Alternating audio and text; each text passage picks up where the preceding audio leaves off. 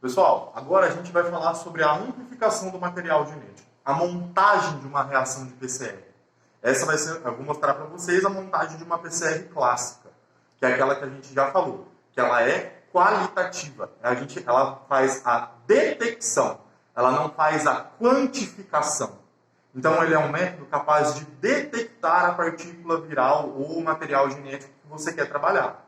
A gente vai fazer isso, pessoal. A reação de PCR, como a gente já falou, ela é uma reação que ocorre em meio aquoso. Então, o principal reagente que a gente utiliza na reação de PCR é a água. Professor, qualquer água? Pode ser água destilada? Não. Pessoal, tem que ser uma água ultra pura. Essa água aqui a gente compra porque a gente não tem o equipamento para montar que produza a água ultra pura, que é conhecida como água Miliquet, né? Miliquet é a marca, mas a água Miliquet, a água ultra pura, ela é mais conhecida como água Miliquet. Essa aqui a gente compra, pessoal. Vocês veem aqui, ó, que ela é uma água ultra pura, destilada, livre de DNase e RNase. Free DNase e RNase. Então a gente já compra essa água para montar as reações de PCR. Esse frasquinho aqui, ele vem 500 ml, ele custa mais ou menos ali uns R$200. Então ele é um reagente que dura bastante, porque a gente usa muito pouco. Pessoal, a gente monta a reação, depende da otimização que você fizer. Então os ingredientes dessa reação, o principal deles sempre é a água. Mas a otimização, a quantidade de primer que você vai colocar, a quantidade de TAC, a enzima que você vai adicionar, tudo depende da otimização que você fizer. Pessoal, esses reagentes você pode testando. Você pode ir testando quanto você coloca de primer, quanto você coloca de DNTP, dos combustíveis. Mas isso varia de acordo com a sua otimização. Na nossa rotina, que a gente trabalha com bactérias, com diagnóstico, detecção de genes para diagnóstico microbiano, a gente já tem a nossa reação balanceada. Então a gente já sabe quanto a gente coloca de água, quanto a gente coloca de tampão, de DNTP. Então a gente já tem essas quantidades pré-determinadas que a gente otimizou na nossa rotina. Mas você pode tentar utilizar o mesmo para o seu material genético, ou você pode otimizar os reagentes para a sua reação. A gente teve um exemplo bastante recente, nós trabalhávamos com sempre uma reação otimizada que dava certo. Dá certo para salmonela, dá certo para E. coli, mas ela não dava certo para listéria. A listéria, aquela reação para a listéria, para o material genético da listéria, não dava certo. A gente trabalhando a otimização, eu tive a colaboração de pesquisadores da Universidade Federal de Viçosa, que me ajudaram a balancear a reação em um dos componentes, que é o cloreto de magnésio. Então, a gente consegue trabalhar essas quantidades para otimizar a produção de DNA na nossa reação de PCR. A reação de PCR é uma reação que faz a amplificação de um determinado fragmento do material genético, como a gente já falou. Esse fragmento ele vai ser produzido utilizando uma DNTP, que é um conjunto de bases nitrogenadas, um conjunto de adenina, timina, citosina e guanina. Essas bases nitrogenadas juntas vão compor um novo DNA, que você coloca na reação. Você adiciona esse reagente na reação, para você ter um combustível, digamos assim, para montar os novos fragmentos de DNA da sua reação. Então a DNTP é o combustível da reação. Ele é as bases nitrogenadas puras, livres nesse meio aquoso, que vão ser utilizadas para sintetizar a nova fita. Vão sintetizar a nova fita de DNA a partir da onde? A partir do fragmento determinado pelo anelamento do primer. Então o tipo de primer que você usa é o que vai determinar a sua reação. As nossas reações, pessoal, estão todas balanceadas do mesmo jeito. O que muda da salmonela para E. coli? O primer. A única coisa que diferencia é o tipo de primer que você vai utilizar. Os primers, pessoal, lembra que a gente falou, o DNA ele é uma fita dupla, em dupla hélice. A gente precisa de um primer forward em uma fita e um primer reverse na outra fita. Esse primer forward e reverse vai determinar o fragmento que eu vou amplificar. Esses primers, pessoal, você pode desenhar esses primers com a utilização das ferramentas de bioinformática, que eu mostrei para vocês lá na aula teórica, como que a gente desenhou os primers para o COVID, Primer Blast, o Primer 3. Mostrei para vocês os programas e como que a gente faz esse desenho. Ou você pode obter a sequência de primers, você pode obter nos artigos. O artigo fala, eu utilizei o primer tal com a sequência X, A, T, G, T, C, G, G, A. Aquela sequência você pode copiar e mandar sintetizar o primer para você, a partir daquele estudo que já foi feito determinando o fragmento delimitador do fragmento que você quer amplificar. Esses primers, pessoal, você manda para a empresa você fala, olha, eu quero um primer chamado EAE Forward, que eu quero com essa sequência, A, B, G, C e T. E eles mandam para você liofilizado. Então ele vem liofilizado, é só você hidratar com uma certa quantidade, isso tem que ser feito de forma controlada. Tem uma forma de se fazer isso, mas isso não vem ao caso agora. Pessoal, e você coloca a água aqui e hidrata a mesma água que você utilizou na reação de PCR, você hidrata o seu primer. Depois que o primer está hidratado, você dilui ele para você utilizar na montagem da sua reação. Então o que determina é o primer, que determina o fragmento que vai ser amplificado. E o que vai amplificar o fragmento que você deseja, pessoal? A TAC DNA polimerase. Essa enzima aqui, que ela vem nesse frasquinho de tampa preta. Essa marca, pessoal, a gente trabalha com produtos in vitrogênio. Porque é um produto que é uma marca, eles não patrocinam a gente, então eu só vou citar a marca porque é uma marca que eu utilizo e nunca me deu problema. Professor, é a melhor? Existem outros tipos. Então, vai depender do seu orçamento, daquilo que você quer obter. Se você quiser trabalhar com produtos in vitrogênio, esse produto aqui, ele vem com... ele já vem tudo pronto. A TAC, ela já vem aqui, ela vem num meio de glicerol, ela deve ser retirada do freezer só no momento que você for utilizar. Ela já vem, no mesmo conjunto, ela já vem com o tampão. O tampão serve para você equilibrar a sua reação em relação a mudanças de pH. E ela já vem também com o cloreto de magnésio. Lembra do cloreto de magnésio que a gente falou a importância dele? Ele é a ponte entre a TAC e o primer. A TAC tem carga negativa, o primer também tem carga negativa, então eles se repelem.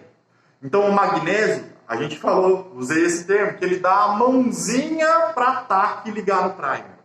É ele que faz essa ponte pelas duas cargas positivas do magnésio. Então ele faz a ponte entre a TAC e o primer.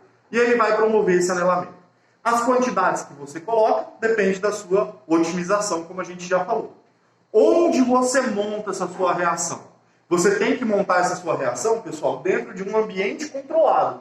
Esse ambiente aqui tem que ser um ambiente que não forneça contaminação para a sua amostra. Então essa aqui é uma cabine de fluxo laminar. Então o ar de fora, ele entra 30% por essa entrada. Aqui, ó, tá vendo os furinhos? Ele forma uma coluna de ar que impede a entrada de ar não puro. Esse ar que circula aqui dentro é um ar filtrado nessa câmara. Então aqui ele tem um ultrafiltro que vai filtrar esse ar, promover o fluxo laminar em lâmina, em uma lâmina de ar que corre por aqui, por esse furinho, e o ar que ele filtra, ele joga aqui por cima por um exaustor. Então ele faz um ambiente controlado da contaminação externa dentro desse ambiente. Além disso, pessoal, antes de fazer a utilização, a gente faz a higiene por 15 minutos com uma lâmpada ultravioleta. Essa lâmpada ultravioleta, ela faz o quê? Ela degrada o DNA que está aqui dentro. Pessoal, o DNA do meu braço que eu coloquei aqui, o DNA de algum reagente que eu coloquei, essa luz ultravioleta vai degradar o DNA e vai promover uma higienização desse ambiente. Então, a gente trabalha com a higienização com luz ultravioleta e dentro de um fluxo laminar. Professor, precisa ser assim? Não. Eu já vi laboratórios que montam a reação de PCR na bancada. Uma bancada equipada com luz ultravioleta, monta na bancada. Essa é a forma ideal. Professor, como que eu vou pipetar? Como que eu vou pegar as quantidades que eu preciso desses reagentes? A gente tem que ter, pessoal, materiais calibrados. A gente tem que ter pipetas de vários volumes. Aqui, dentro desse mix aqui, eu tenho 5 pipetas. Cada uma pega volumes determinados, volumes variáveis. E esse material, pessoal, ele tem que ser um material calibrado. Porque você vai trabalhar com quantidades muito pequenas. Como, por exemplo, nessa reação aqui, pessoal, é uma reação de salmonela que eu acabei de fazer com as amostras da Roberta. Essa reação, eu coloquei 1,95 microlitros de TAC, que é a enzima que vai promover a amplificação. Então, você tem que ter um material muito sensível para pegar pequenas quantidades. Então, você tem que ter esses materiais calibrados, essas pipetas calibradas. Essas aqui são pipetas novas que chegaram para nós para a gente fazer o diagnóstico do Covid. Então a gente já tem esse material, a gente já tinha, mas a gente substituiu pelo novo, porque com o passar do tempo e com o uso, conforme você vai usando, ele vai descalibrando. Então a gente vai retirar os velhos e a gente já colocou os novos, que tem uma calibragem melhor. A gente monta, pessoal, o tipo de material que a gente utiliza. A gente prioriza, quando a gente trabalha com amostras que oferecem risco para o manipulador, a gente prioriza essas ponteiras aqui. Ó. Essa ponteira, ela tem um filtro. Esse filtro impede que entre contaminação para a amostra e que a possível contaminação da amostra saia e contamine o seu ambiente. Então esse filtro, a ponteira com filtro, é o ideal. Professor, qual que é a diferença? O preço. Essa ponteira com filtro, ela é muito mais cara, ela tem um valor agregado muito maior. Então, se você tiver a disponibilidade de utilizar a ponteira com filtro, utilize sempre, independente do risco. Porque mesmo se você não tem risco de se contaminar com a sua amostra, você pode evitar que você coloque contaminação na sua amostra. Então, se você puder utilizar a ponteira com filtro, utilize. Você monta os reagentes do mix. Então, você monta a sua reação balanceada, você adiciona cada um dos componentes, você homogeneiza e você fraciona em pequenas porções. Dependendo do tipo de reação que você vai fazer, você pode fazer reação de 50 microlitros, reação de 100 microlitros, reação de 50, de 25. Na nossa rotina, a gente usa o volume de 25 microlitros. Então, a gente coloca um volume bastante pequeno. Então a gente fraciona em quantidades de 24 microlitros de mix e a gente adiciona 1 microlitro da nossa amostra extraída. Que no nosso caso aqui tem muito DNA, porque tem muita bactéria na nossa suspensão que a gente fez lá na extração.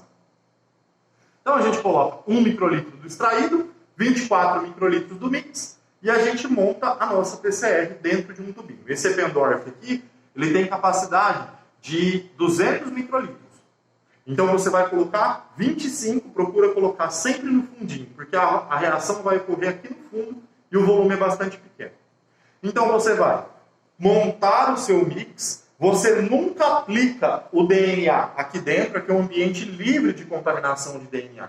Então você nunca aplica aqui, você aplica fora do mix, você aplica 1 microlitro do seu DNA extraído e aí já está pronto para ir para a etapa de amplificação. Tá certo? Pessoal, então basicamente a reação de PCR é isso. É uma reação que ocorre em ambiente aquoso, com a utilização de reagentes pré-determinados pela sua utilização. A gente utiliza tampão, DNTP, cloreto de magnésio, primer forward, primer reverse e TAC DNA polimerase. Dependendo do tipo de marca que você compra, ela vem em uma composição, mas o mais importante da reação de PCR, todos os reagentes são importantes. Se você esquecer qualquer um deles aqui, a sua reação não vai dar certo. Mas o mais importante, o que torna ele específico para aquele seu alvo genético, para aquele fragmento que você quer amplificar, é o primer. Então, o primer, ele é o reagente específico da sua reação. Entre uma reação de PCR, entre uma e outra, o que muda? O primer, que é o oligonucleotídeo iniciador, que a gente também já falou lá na nossa aula teórica. Qualquer coisa, é só vocês voltarem no vídeo anterior e relembrar. Tá certo? Então, pessoal, agora a nossa próxima etapa, a gente falou de montar a PCR e aplicar o DNA na nossa amostra. A próxima etapa vai ser a amplificação.